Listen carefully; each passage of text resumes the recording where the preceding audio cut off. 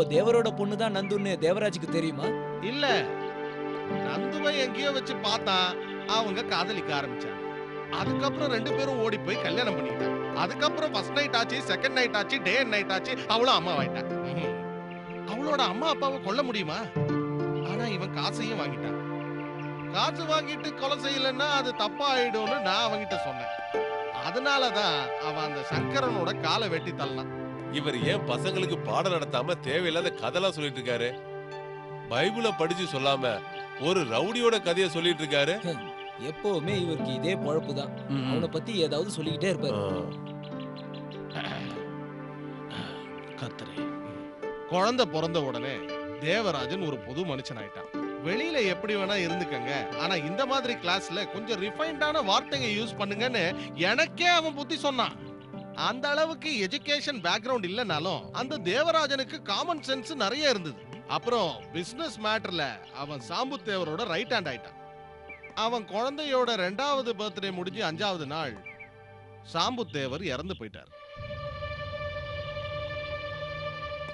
தேவரை யாரோ கொன்னுட்டாங்க. யாரு? தேவராஜனை தவிர வேற யாரா இருக்கும்? ஆனா போலீஸ் கேஸ்னு வந்தப்ப தேவராஜனோட நல்ல நடத்தை ஒரு ப்ராப்ளம் ஆச்சு. தேவரோட முதல் சம்சாரத்து பையன் ஆதி பிடிக்கப்பட்டப்ப அவன் தேவராஜனை போட்டு கொடுத்தான். எல்லா சாட்சிகளும் அவனுக்கு எதிராக இருந்ததால அவனுக்கு தண்டனை கிடைச்சது. 5 வருஷத்துக்கு. தண்டனை காலம் முடிஞ்சு திரும்பி வந்த தேவராஜனை நந்து ஏத்துக்கல. அதுக்கு பதிலா கேஸ் போட்டான், விவாகரத்து கேஸ். கோர்ட்ல அவங்களுக்கு விவாகரத்தும் கொடுத்துட்டாங்க. அவங்களுக்கு என்ன, கேஸ் சீக்கிரம் முடிஞ்சா போதும். என்னதான் கோர்ட்டு கேஸ்னு பிரச்சனைங்க இருந்தாலும் அதனால தேவராஜனுக்கும் அப்புக்கும் எந்த பிரச்சனையும் வரல. அவங்களுக்குள்ள அன்பு அதிகமா தான் ஆச்சு. அப்பப்ப கொஞ்ச நாளைக்கு அப்புவை கூட வச்சுக்கலான்னு கோர்ட் அவனுக்கு அனுமதி கொடுத்துச்சு. எல்லா பிரச்சனையும் தீர்றதுக்கு நிறைய பணம் தேவைப்படும். கஷ்டப்பட்டு உழைச்சான்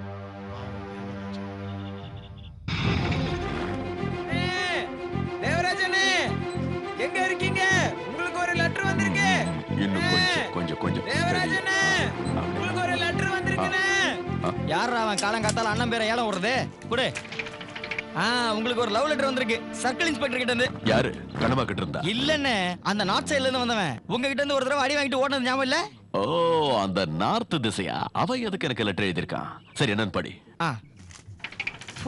மறந்துச்சு. பிரியப்பட்ட மேத்யூ தெரிந்து கொள்வதற்கு சிஐ எழுதி கொள்ளும் கடிதம்.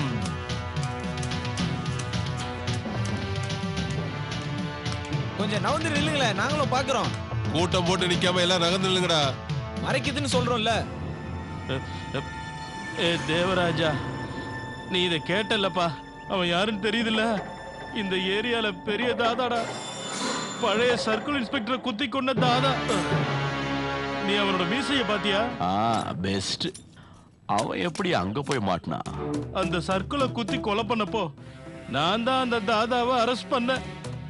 கோர்ட் அவனுக்கு ஜென்ம தண்டனை கொடுத்தப்போ அவன் பொண்டாட்டிக்கும் பிள்ளைங்களுக்கும் யாரும் இல்லையேன்னு தோணுச்சு. என்னோட பொண்டாட்டியும் பிள்ளைங்களையும் பாக்குற மாதிரி தான் அவனோட பொண்டாட்டியும் பிள்ளைங்களையும் பார்த்தேன். ஆமா, பிள்ளைங்களை பாத்துட்டீங்க. சும்மா போய் சொல்லாதீங்க சார். எல்லாருக்கும் எல்லாம் கரெக்டா பண்ணிடுறீங்க.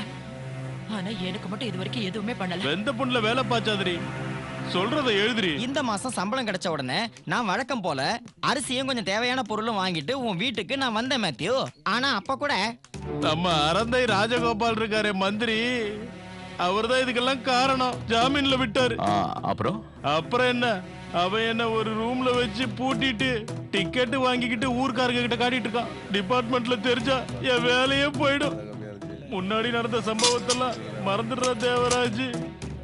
அதுல மறக்கிறதுக்கு என்ன இருக்குது? மொத்த அடி நான் தானே வாங்கினேன். இந்த லெட்டர் கிடைச்சாலும் கிடைக்கலனாலும் நீ உடனே இங்க வந்து என்ன காப்பாத்தணும் ப்ளீஸ். பார்த்தா ரொம்ப பரிதாபமா இருக்கு. உதவி செய்யறதுக்கு ஏதாவது ஆயுதம்? அங்க போய் பாத்துக்கலாம். நிறைய ஆளுங்க இருக்காங்க. இன்னும் 10 பேர் இருந்தாலும் நான் பாத்துக்கிறேன், விடுங்க.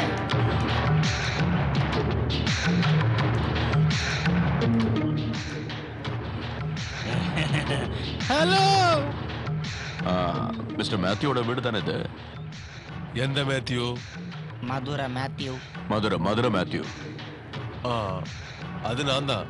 நீ யாரு? நான் அர்ஜுன். உன்னை கேட்கல. சொல்றேன் தலைவா. யார் கையிலயாவது நல்ல அகலமான ஈரமான டவல் இருக்கா?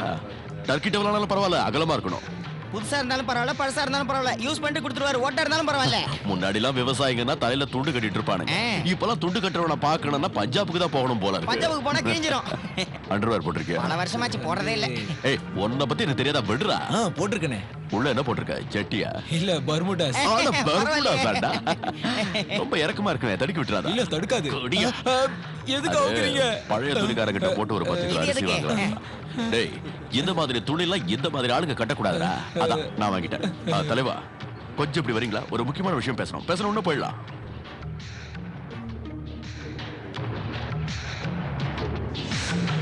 தேவராஜ் கத்தி எடுக்கிறான். தேவராஜா? டிராகுலா நம்மளோட பெரிய ரவுடி. சீக்கிரம் கிளம்பலாம். டேய் இருங்கடா, நானும் வரேன். எனக்கு ஒரு முக்கியமான வேலை இருக்கு, நான் கிளம்புறேன். ஆட்டத்தை பாதியிலே விட்டு போறீங்க? கொய்யால. சரி, நான் கிளம்பிட்டேன். என் லுங்கி அண்ணே இந்தாங்க. நல்ல வேலை கையில. என்னது? இல்ல பர்முடா என் மானத்தை காப்பாத்துச்சு. பர்முடா இல்லன்னா பிர்முடா ஆயிருக்கும். இதெல்லாம் ஒரு பழப்பு.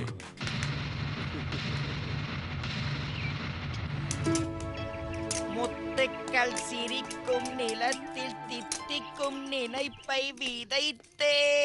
பேனர் கரெக்டா இல்லையே. மணி 10 ஆச்சு, அலாரம் ஏன் அடிக்க மாட்டேங்குது? அம்மா விழுந்திருப்பேன். அண்ணே மணி 10 ஆச்சு, எந்திரிங்க, அலாரம் அடிச்சிருச்சு. அலாரத்தை ஆஃப் பண்றா லூசு. யார சொன்னீங்க? உன்னை தாண்டா சொன்ன லூசுன்னு. ஒவ்வொரு நாளைக்கு ஒவ்வொரு பேரா? நீ வாங்க போறடா. அலாரம் என்ன அடிச்சுக்கிட்டே இருக்கு? ஏதாவது மக்கர் ஆயிடுச்சா? இவர் எழுப்புறதே பெரிய வேலை, இது மக்கர் ரச்சனை எப்படி எழுப்புவேன்? கேட்டுட்டே இருக்கேன், இது அதை விட பெரிய தொல்லையாச்சே.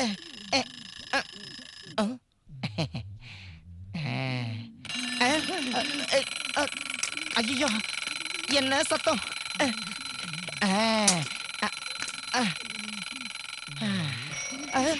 இது என்ன அடிக்க ஆரம்பிச்சா அடிச்சுட்டே இருக்கும் போல இருக்கே. ஐயோ, அண்ணன் வராரு. ஏய், எங்கடா உள்ள சாப்பாடே இல்ல? உள்ள கொஞ்சம் பழையது இருந்தது, அதை நான் சாப்பிட்டு மிச்சம் வச்சேன். உனக்கு அது போதும். நான் என்ன உன்ன மாதிரி வேலை செய்யறவனா? நேரத்துக்கு ஒழுங்கா சாப்பிடலன்னா வேலை செய்ய முடியாது. சரி, சாப்பாடு தான் இல்ல, கொஞ்ச நேரம் நிம்மதியா தூங்கலான்னு பார்த்தா இந்த சனியும் பிடிச்ச அலாரத்தை வச்சுட்டு நீ சும்மா இருக்கியா? எஸ்கேப்.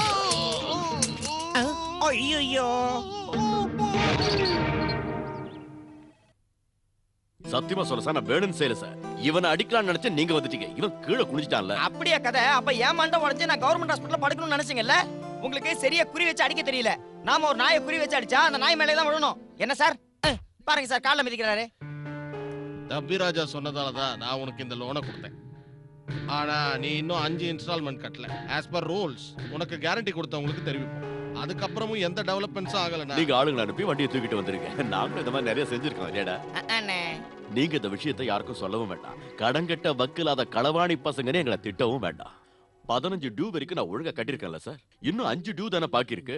அதை நான் 1 வாரத்துக்குள்ள அடைச்சிடறேன். இல்லனா 2 வாரம், அவ்வளவுதான். 2 வாரம் தேவையே இல்ல சார், கூடி போனா 2 மாசம். என்ன அண்ணா? ஆமா ஆமா.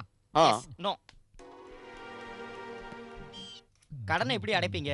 வண்டியை வித்துடலாம். நீ ஏதாவது புரோக்கர் கிட்ட சொல்லி வை. அண்ணா இல்லனா என்ன செய்யறது? அடுத்த வாரம் கட்டிடுறோம்னு சொல்லிட்டு வந்துட்டோம். இல்லனா அவன் கண்டபடி திட்டுவான். வருஷத்துக்கு 10 நாள் கூட இந்த சனியை ஓடவே மாட்டாங்க. இந்த வண்டி எனக்கு வேண்டவே வேண்டாம். இன்னும் 2 வாரத்துல ஸ்கூல் முடிஞ்சிடும். அதுக்கப்புறம் 2 வாரத்துல எக்ஸாம் முடிஞ்சு ஸ்கூல் ஆரம்பிச்சிடும். பண பிரச்சனை மறுபடியும் வந்துடும். அப்ப என்ன பண்ணுவீங்கண்ணா? இந்த தடவை கொடுத்துட்டுனா அடுத்த தடவை என்ன பார்க்கவே வர மாட்டேன். என்ன பார்க்க வேண்டிய அவசியமா எனக்கு வரவே வராது. 2 மாசத்துக்குள்ள டைவர்ஸ் கேஸ் முடிஞ்சிடும். அதுக்கப்புறம் அவளுக்கும் எனக்கும் கல்யாணமும் ஆயிடும். அப்புறம் என்ன யாரும் ஒன்றும் பண்ண முடியாது. அதுக்கு அவன் விடவும் மாட்டா. 2 பேர் கூட இருக்கலாம்னு கோர்ட்ல ஜட்ஜ்மெண்ட் வந்துரும்ல. இன்னைக்கு அவன் வாய்க்கு வந்ததை பேசுறதை நீயும் பார்த்தல. எனக்கு அது வேண்டாம். எனக்கு அதுல விருப்பமும் இல்லை. என்னுடைய சென்டிமெண்ட்டுக்காக அவன் நஷ்டப்படக்கூடாது. நான் முதல்ல இங்க இருந்து போறேன். எங்க? எங்கேயோ போறேன். வேற ஏதாவது ஊருக்கு, கண்காணாத இடத்துக்கு போறேன். இல்லனா அப்ப என்ன தேடி வருவா. அவ வராத இடத்துக்கு போறேன். வண்டியில ஏறு.